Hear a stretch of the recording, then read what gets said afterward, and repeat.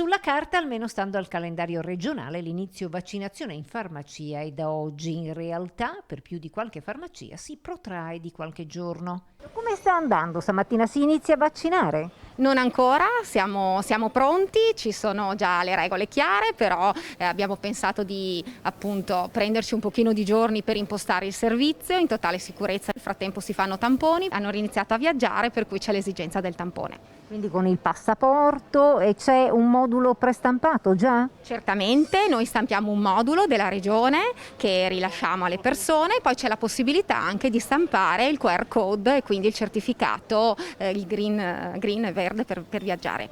Quindi insomma un po' liberi tutti anche con il tampone, soprattutto per chi va all'estero.